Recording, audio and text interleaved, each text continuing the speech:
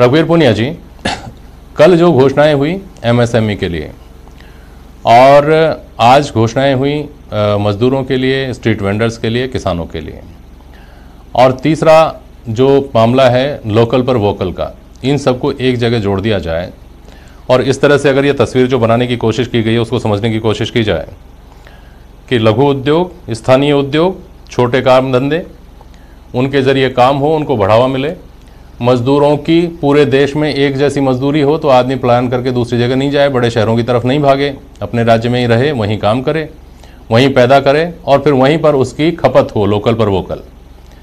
ये जो बनाने की कोशिश की गई है, क्या इसको इस तरह से देखा जाना चाहिए ये और कितना ये ज़मीन पर उतरता हुआ दिखता है?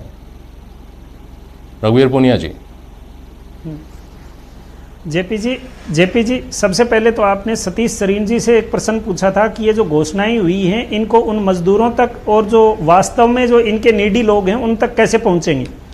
तो उसके लिए तो जो भारत सरकार और बीजेपी, ये दोनों ही मीडिया की ताकत को और इनका जो आईटी नेटवर्क है और इनके कार्यकर्ताओं की ताकत को पहचानते हैं।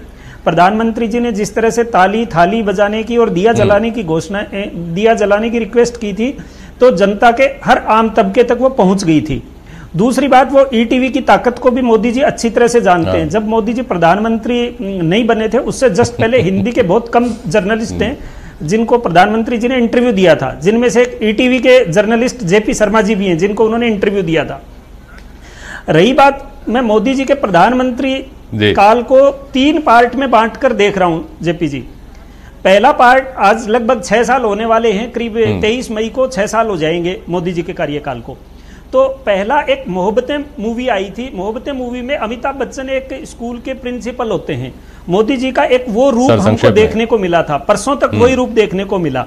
वो जल्दी पूरा कर रहा हूं मैं। वो व्यापारी को एक बिगड़ेल बच्चा मानते थे और उन्होंने नोटबंदी, बेनामी लो, इंसॉल्वेंसी लो, सेल कंपनियों को बंद कर दिया, डायरेक्टर्स को डिस्क्वालीफाई कर दिया, जीएसटी, इनकम टैक्स सब में पर डे की पेनल्टी चालू कर दी।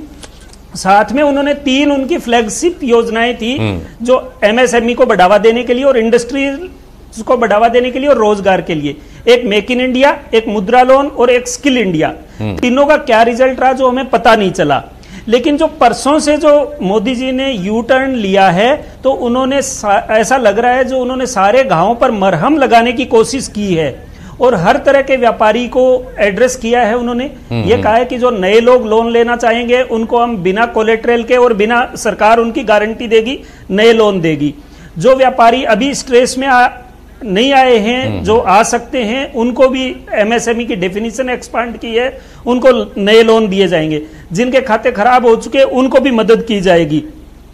तीसरा जो आपने लास्ट ये पूछा था कि लोकल से वोकल पर कैसे आ पाएंगे। लोकल से वोकल में अभी तक हमने जो देखा, बीजेपी का भी पुराना सबसे बड़ा स्वदेशी का एजेंडा था। तो अभी तक तो हमने स्वदेशी के नाम पर सिर्फ बाबा रामदेव जी को देखा है, जो सिर्फ जो गाय का जो यूरिन है, जिसको हम गोमूत्र बहुत पवित्र बोलते हैं, उसको भी उन्होंने बहुत महंगे दामों पर बेचा है। लेकिन अगर इस सारी स्कीम को जो परसों से जो यू टर्न लेकर जो इन्होंने चालू किया है, उसको अगर धरातल पर उतारेंगे तो इससे बहुत बड़ा चेंज आने वाला है और मोदी जी की जो नई पॉलिसीज हैं ये गेम चेंजर साबित होंगी। जेपी जी, मेरे पास कम से कम 100 टेलीफोन आ चुके। कल 4 बजे वित्त मंत्री जी ने घोषणा की थी एमएसएमई की। मेरे पास आ गए कि एमएसएमई की डेफिनेशन क्या होती है, क्या ट्रेडर भी एमएसएमई में कवर होता है, इसका हमें बेनिफिट कैसे मिलेगा, इसके लिए स्कीम क्या है, आप हमें बताइए। तो लोगों तक सूचनाएं पहुंचाने में आज टाइम नहीं लगता। ईटीवी जैसा नेटवर्क है जो गांव ढाणी तक जाता है। ठीक है, बिल्कुल बिल्कुल बिल्कुल।